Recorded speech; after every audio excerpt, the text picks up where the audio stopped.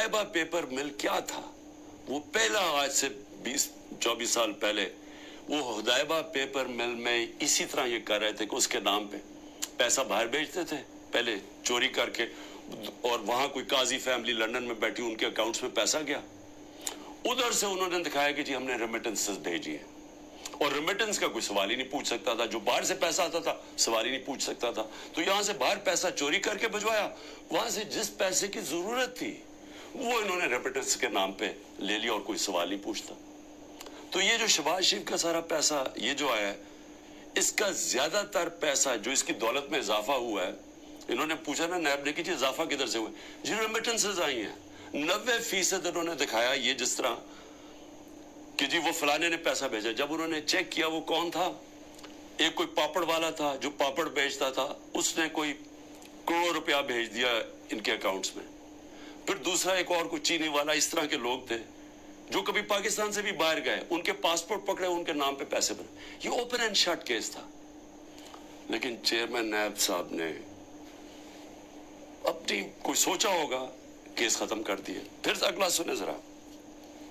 हाँ, मैं एक चीज भूल गया, मरियम नवाज भी, इन्होंने BMW ली, कोई मिडल ईस्ट से किसी इनको तोहफा मिला, तोशा खाना मैं नहीं बताया कि वो आया बाहर से तोहफा।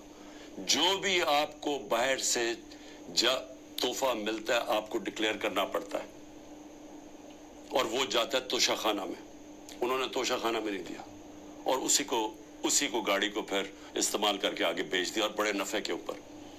ये भी सीधी चोरी है। इसके ऊपर भी कोई किसी ने बात नहीं की, कोई नायब को कोई खटका नहीं हुआ कि कुछ गलत हो रहा है। फिर आगे चलें।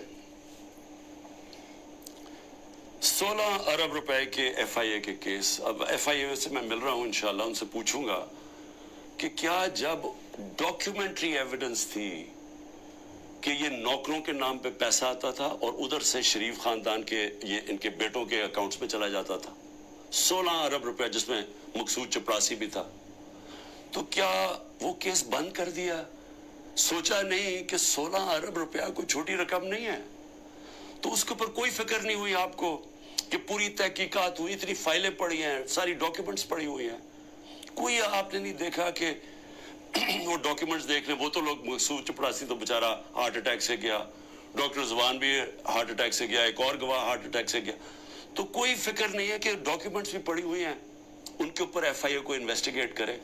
नहीं, क्योंकि ये अब कानून के ऊपर हैं लोग, इनको ये चोरी भी करें सब कुछ माफ है।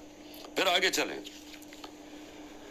आसिफ जरदारी, अच्छा, और मरियम के 4 लंदन के फ्लैट, ये भी एक बहुत बड़ी सब सारी मेरी कौम के लिए जरा सुन लें कि 4 फ्लैट लंदन के नवाज शरीफ ने जब पैनामा पेपर्स में पकड़े गए, इंकशाफ हो गया इंटरनेशनल 2016 में, तो नवाज शरीफ ने असेंबली में जाके कहा कि हाँ ये हमारे हैं और ये हैं वो दस्तावेज जो साबित करते हैं हमारे, वो झूठ निकले।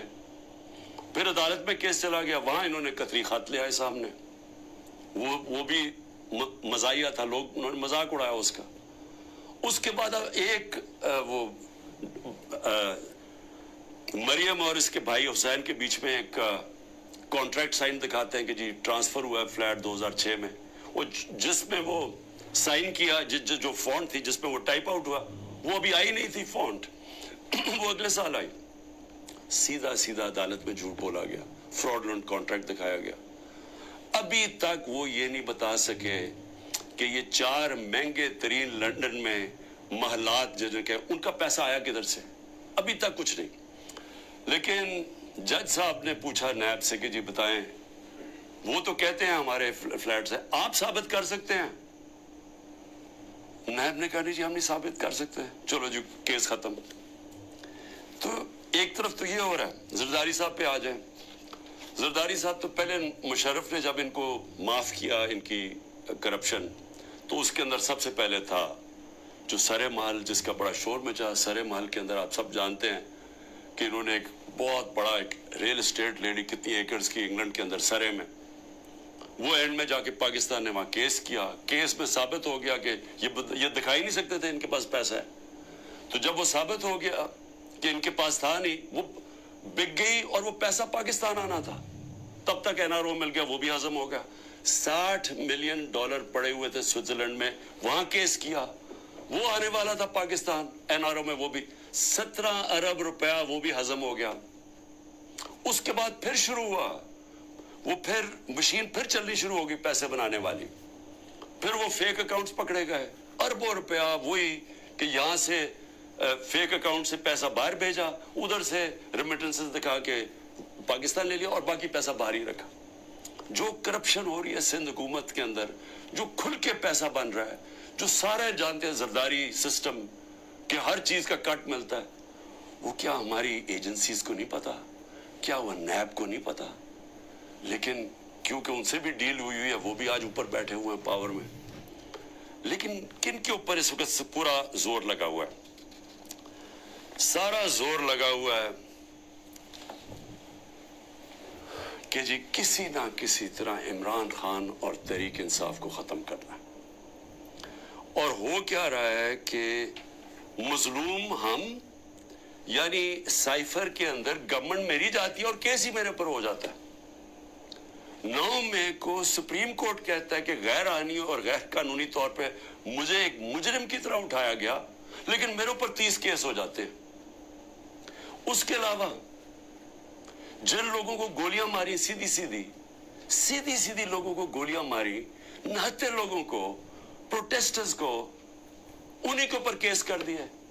उनकी डेड बॉडीज, जो 16 लोग मरे, जो शहीद हुए, मैं कहता हूं इंसाफ के लिए खड़े हुए ना इंसाफी हो रही थी उनके पार्टी के चेयरमैन से, उनको सीधी गोलियां मारी, उनके घरों में पहुंच गए कि तुमने अगर एफआईआर रजिस्टर की तो हम तुम्हें ये कर देंगे। वही जो जिले शाह के घर पहुंच गए, जब उसको कत्ल किया गया तो पुलिस कस्टडी में उसको कत्ल किया गया, मेरे ऊपर 302 कत्ल का पर्चा कर दिया। और फिर उसके मां बाप के पास पहुंच गए कि आपने देखिए इसकी बात नहीं करनी, और उनको चुप करा दिया। तो पहले लोगों के ऊपर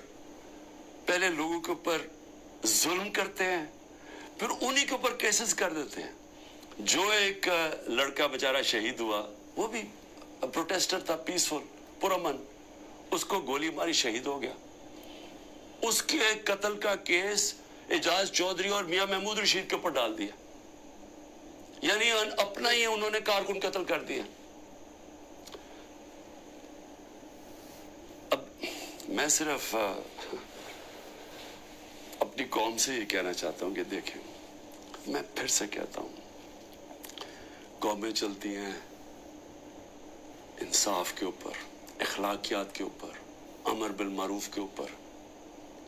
कौमें चलती हैं जब एक हुकूमत की क्रेडिबिलिटी होती है, जब हुकूमत अपनी क्रेडिबिलिटी इसलिए रखती है कि हुकूमतें डंडे से नहीं चलाई जाती, क्योंकि इंसानी माशरे में आप अपनी इज्जत करवाते हैं, अपनी परफॉर्मेंस से, अपनी ईमानदारी से, अपनी अखलाकियात से कौम आपकी इज्जत करती है।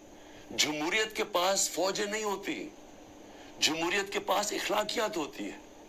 इसलिए बरतानिया में जिधर से हमने डेमोक्रेसी ली है, अगर उनका प्राइम मिनिस्टर एक छोटा सा कानून तोड़ता है कि जी कोरोना में आपने लोगों के साथ इकट्ठे नहीं होना, यानी आपने कोई गेट टुगेदर नहीं करनी, वो अपने ऑफिस के बाहर गेट टुगेदर करता है, उसके ऊपर प्राइम मिनिस्टर को निकाल देते हैं। उनकी अखलाकियात का म्यार देखें। उनके वो एक हैरोल्ड मैकमिलन प्राइम मिनिस्टर झूठ बोलता है, झूठ पकड़ा जाता है, उसको निकाल देते हैं। या सारा हुकूमत ही झूठ पे चल रही है। तान का जो आइन है ना, वो कहता है कि हाकिमियत अल्लाह की है, और अल्लाह के बाद जो अवाम के मुंतखब किए हुए नुमाइंदे हैं उनकी है। कोई कांटा नहीं डाल सकता किसी के ऊपर अवाम के अलावा। और ये जो कांटा डालने की कोशिश है, ये इतना नुकसान पहुंचा रही है पाकिस्तान को, हमारी जमहूरियत को, हमारी आज़ादी को, हमारी अखलाकियात को, हमारे इदारों को, हमारे इंसाफ के निज़ाम को, हमारा सारी दुनिया में जो इमेज है वो इतना नुकसान पहुंचा रही है। और हमारी जो माइशत है जिधर वो पहुंच गई आज और जिधर जा रही है, तो मेरी सिर्फ रिक्वेस्ट ये है अपनी कौम को कि देखिए, मैं अगर जेल में भी जाता हूं ना, आपने जद्दोजहद करते रहना है, اور میں ہمیشہ 27 سال سے کہتا ہوں پرامن جدوجہد، لیکن یہ آپ کے لیے اتنا ضروری ہے کیونکہ یہ جو ساری سٹرگل کر رہا ہوں اپنی ذات کے لیے نہیں کر رہا. اگر ذات کے لیے کر رہا ہوتا تو میں بڑی پہلے چھوڑ چکا ہوتا. کون اپنی زندگی کو داؤ پہ لگاتا ہے؟ کون کسی کے اوپر 2 دفعہ قاتلانہ حملے ہوتے ہیں اور وہ پھر بھی لگا رہتا ہے؟ یا جیل کے اوپر سارے اکٹھے ہوئے ہیں جس آدمی کے اگینسٹ، وہ کیوں کھڑا ہے؟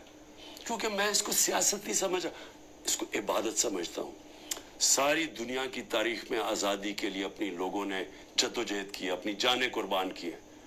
کیونکہ اللہ جو اپنی آزادی کے لیے جدوجہد کرتا ہے اور انصاف کے لیے، اس کو اگر وہ مرتا ہے تو اس کو شہید کہتا ہے. اللہ بہت بڑا رتبہ ہے. میں اپنی قوم کو بھی کہہ رہا ہوں کہ اس میں آپ کا مستقبل ہے، آپ کی حقیقی آزادی میں.